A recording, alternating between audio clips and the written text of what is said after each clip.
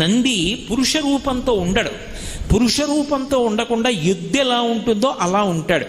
కారణం ఏమిటంటే ఎక్కడైనా సరే ధర్మము వృషభ రూపంలో ఉంటుంది, భూదేవి గోరూపంలో ఉంటుంది. భూదేవి శ్రీ మహావిష్ణువుతో మాట్లాడవలసి వస్తే గోరూపాన్ని పొందుతుంది, ధర్మము వృషభ రూపాన్ని పొందుతుంది.